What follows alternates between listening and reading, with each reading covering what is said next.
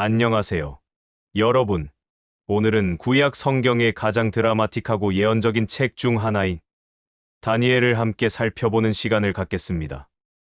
다니엘이라는 이름은 하나님은 나의 심판자이시다라는 뜻으로 유다 왕국이 바벨론에게 멸망하고 백성들이 포로로 잡혀간 절망적인 시기에 하나님의 주권적인 통치와 미래에 대한 놀라운 계시를 선포한 선지자의 이름입니다.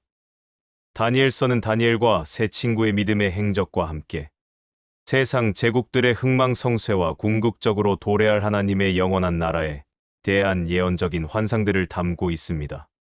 다니엘은 어떻게 이방 땅에서 믿음을 지키고 하나님의 뜻을 분별할 수 있었을까요? 그가 본 환상들은 오늘날 우리에게 어떤 의미를 가질까요? 그리고 세상의 권세가 아무리 강할지라도 다니엘서가 궁극적으로 우리에게 전하는 희망의 메시지는 무엇일까요? 우리는 다니엘서 속에서 하나님의 신실하심과 그분의 역사를 주관하시는 절대적인 주권을 동시에 발견하게 될 것입니다. 오늘 우리는 다니엘 12장 전체를 크게 이 부분으로 나누어 살펴보며 다니엘과 세 친구의 믿음의 이야기, 그리고 다니엘이 받은 세상 제국들과 마지막 때에 대한 예언적인 환상에 이르기까지 다니엘서가 전하는 장엄한 메시지를 깊이 있게 묵상해 볼 것입니다. 지금부터 믿음과 예언의 파노라마, 다니엘의 세계로 함께 떠나보시죠. 다니엘서는 총 12장으로 구성되어 있으며 내용과 주제에 따라 크게 두 부분으로 나눌 수 있습니다. 다니엘은 주전 605년 유다 왕 여호야김 3년에 바벨론에게 포로로 잡혀갔으며 바벨론과 메대의 서바사 제국 시대에 걸쳐 활동했습니다. 1점 다니엘과 세 친구의 믿음의 이야기 다니엘 1에서 6장.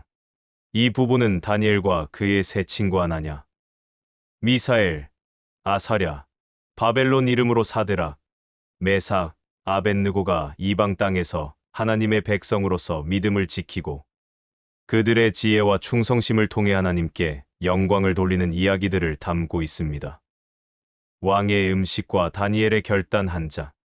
다니엘과 세 친구는 바벨론 왕 느부갓네살의 궁중에서 특별 교육을 받게 됩니다. 이들은 왕이 주는 진미와 포도주로 자신들을 더럽히지 않기로 뜻을 정하고 채소와 물만 먹겠다고 요청합니다.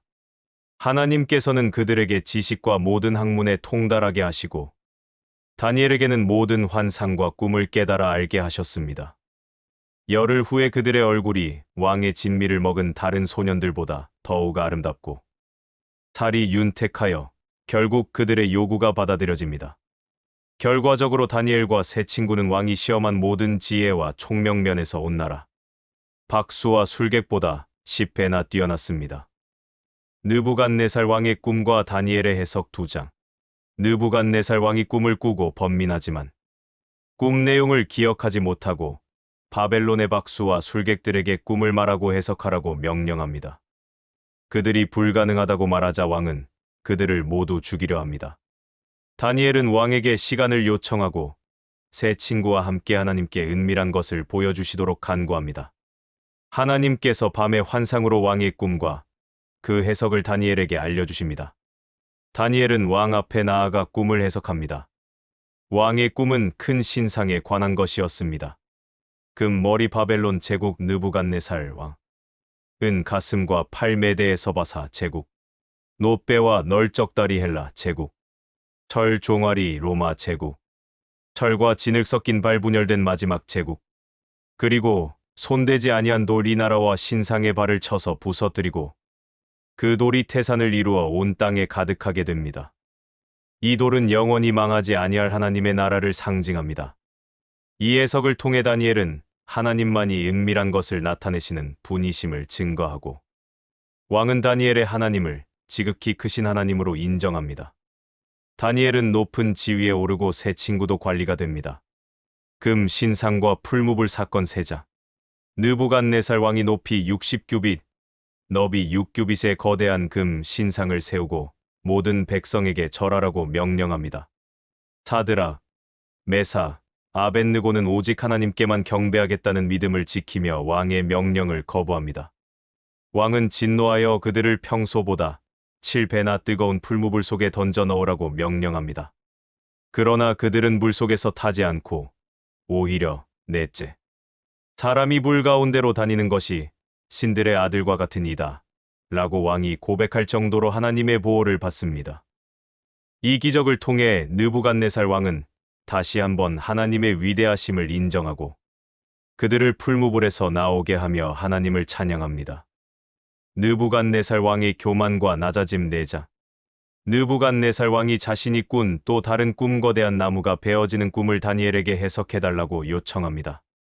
다니엘은 왕이 교만하여 하나님을 인정하지 않으면 7년 동안 들짐승처럼 되어 불을 먹는 비참한 지경에 이를 것이라고 해석합니다.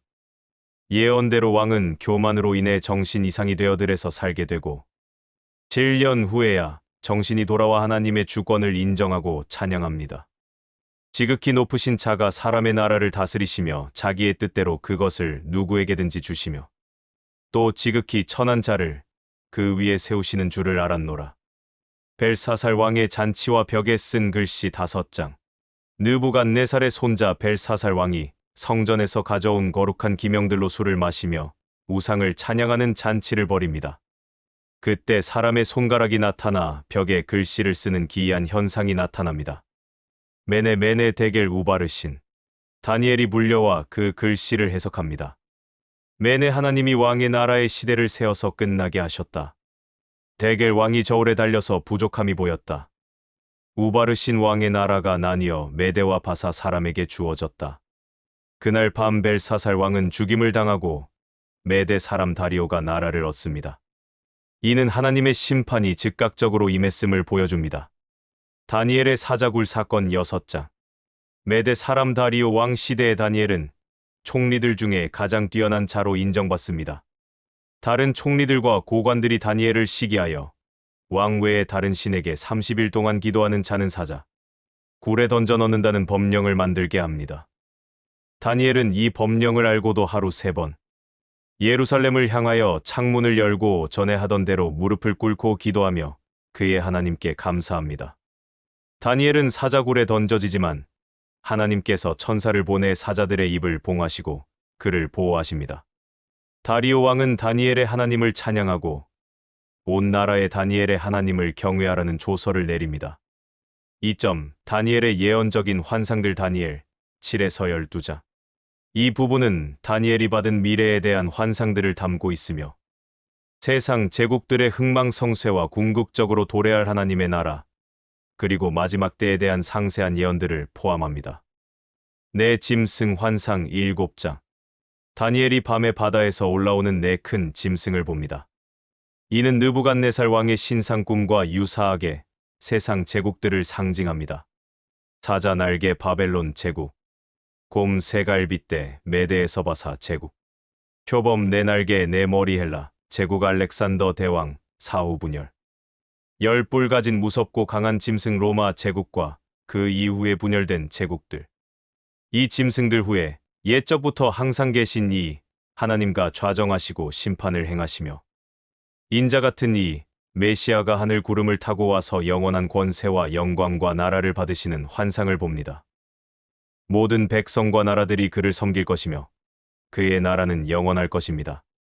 이는 예수 그리스도의 재림과 영원한 통치를 예언합니다. 10뿔 중에서 작은 뿔이 나와 새 뿔을 뽑고 지극히 높으신 이를 대적하며 성도들을 괴롭히는 모습이 묘사됩니다. 이는 적그리스도와 마지막 때의 환난을 예표합니다. 수지향과 수시험소 환상 8장. 다니엘이 수지향과 수시험소의 싸움을 봅니다. 2뿔 가진 수지향 메대와 바사 왕국, 큰 뿔 가진 수시험소 헬라 왕국 알렉산더 대왕. 수시험소의 큰 뿔이 꺾이고 4뿔이 그 대신 나며 그 중 한 뿔에서 작은 뿔이 나와 남방과 동방과 영화로운 땅을 향하여 심히 커지고 하늘 군대에까지 미치며 매일 드리는 제사를 없애고 성소를 더럽히는 모습이 묘사됩니다. 이는 안티오쿠스 4세 에피파네스의 행적과 마지막 때의 적그리스도를 이중적으로 예표합니다. 이 환상은 2300주야 동안 성소가 더럽혀질 것이며 그 후에 정결하게 될 것이라고 예언합니다. 70일의 예언 9장. 다니엘이 예레미야의 예언을 깨닫고 예루살렘의 황폐함이 70년 만에 그칠 것을 알고 하나님께 간절히 기도합니다. 가브리엘 천사가 나타나 70일에 490년 예언을 알려줍니다. 70일에 허물이 그치고 죄가 끝나며 죄악이 용서받고 영원한 의가 드러나며 환상과 예언이 응하고 지극히 거룩한 이가 기름 부음을 받는 기간 69일에 483년 예루살렘을 중건하라는 영이 날 때부터 기름 부음 받은 자 곧 왕이 일어나기까지의 기간 마지막 한 일에 7년 기름 부음 받은 자가 끊어져 없어질 것이며 한 왕이 나타나 많은 사람과 더불어 언약을 굳게 맺고 그 일의 절반의 제사와 예물을 금지하며 가증한 것이 날개를 의지하여 설 것이며 진노가 황폐하게 할 때까지 계속될 것이라고 예언합니다. 이 예언은 예수 그리스도의 초림과 죽음, 그리고 마지막 때의 대원난과 적그리스도의 출현을 상세하게 예고하는 매우 중요한 예언입니다. 다니엘의 마지막 환상과 마지막 때의 예언 10에서 12장. 다니엘이 큰 강 히데겔 티그리스 강가에서 영광스러운 존재 천사 또는 그리스도를 보는 환상을 봅니다. 백사에서 9. 천사는 다니엘에게 페르시아 왕국과 헬라 왕국, 그리고 남방 왕애굽과 북방 왕시리아 사이의 오랜 전쟁과 음모에 대한 상세한 예언을 알려줍니다. 112에서 35위는 역사적으로 셀레우코스 왕조와 프톨레마이오스 왕조의 대립, 특히 안티오쿠스 4세 에피파네스의 행적을 정확하게 예언합니다. 이 예언은 종말론적인 관점으로 확장되어 마지막 때에 일어날 대환난과 적그리스도의 출현, 그리고 성도들의 고난을 예고합니다. 마지막 때의 구원과 부활 12장. 그때에 내 민족을 호위하는 큰 군주 미가엘이 일어날 것이요. 또 환난이 있으리니 이는 개국 이래로 그때까지 없던 환난일 것이며 그때에 내 백성 중 책에 기록된 모든 자가 구원을 받을 것이라 는 말씀으로 마지막 때의 대환난과 하나님의 백성의 구원을 예언합니다. 땅의 티끌 가운데에서 자는 자 중에 많은 사람이 깨어나 영생을 받는 자도 있겠고 수치를 당하여 영원히 부끄러움을 당할 자도 있을 것이며 는 죽은 자들의 부활을 명확하게 예언합니다. 이는 구약 성경에서 가장 명확한 부활에 대한 언급 중 하나입니다. 지혜 있는 자는 궁창의 빛과 같이 빛날 것이요. 많은 사람을 옳은 대로 돌아오게 한 자는 별과 같이 영원토록 빛날 것이라고 말합니다. 다니엘에게 이 말씀을 마지막 때까지 간수하고 봉함하라 124고 명령하며 많은 사람이 빨리 왕래하며 지식이 더하리라고 예언합니다. 환난의 기간한 때, 두 때, 반 때, 1290일, 1335일에 대한 언급과 함께 너는 가서 마지막을 기다리라. 이는 내가 평안히 쉬다가 끝날에는 내 몫을 누릴 것임이라 는 말씀으로 다니엘서가 마무리됩니다. 이는 다니엘에게 개인적인 위로와 함께 하나님의 때를 기다리는 신실한 믿음의 중요성을 강조합니다. 우리는 오늘 다니엘 12장 전체를 통해 바벨론, 포로기의 절망 속에서 선포된 하나님의 주권적인 통치와 미래에 대한 놀라운 계시를 살펴보았습니다. 다니엘서는 믿음의 사람들의 충성심과 함께 세상 제국들의 흥망성쇠를 주관하시는 하나님의 절대적인 주권, 그리고 궁극적으로 도래할 하나님의 영원한 나라에 대한 확신을 강력하게 보여줍니다. 다니엘서는 우리에게 다음과 같은 중요한 영적 교훈을 남깁니다. 첫째, 세상의 어떤 권세보다 하나님의 주권이 최상임을 신뢰하라는 것입니다. 다니엘서는 바벨론, 메데 서바사, 헬라, 로마 등 거대한 세상 제국들이 흥하고 망하는 것을 보여주면서도 그 모든 역사를 주관하시고 마침내 영원한 하나님의 나라를 세우실 분은 오직 하나님 한 분뿐이심을 강조합니다. 이는 우리가 세상의 권세에 압도되지 않고 하나님만을 경외하며 살아야 할 이유가 됩니다. 둘째, 어떤 상황 속에서도 믿음을 지키고 타협하지 않는 용기입니다.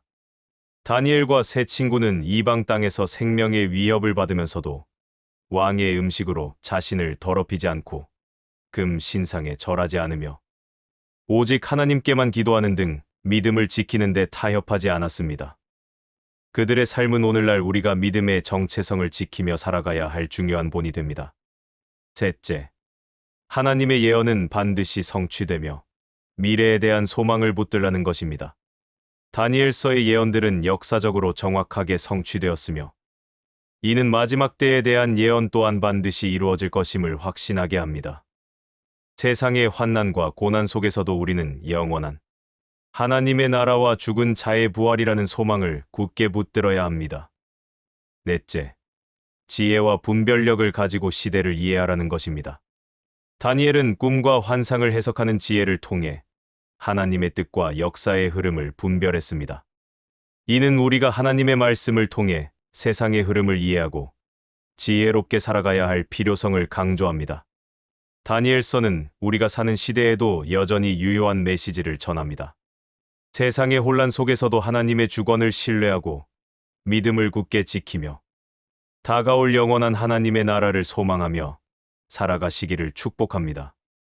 오늘 다니엘 해설이 여러분의 신앙 여정에 깊은 통찰과 감동을 주었기를 바라며 다음 시간에도 더욱 유익한 성경 이야기로 찾아뵙겠습니다. 감사합니다.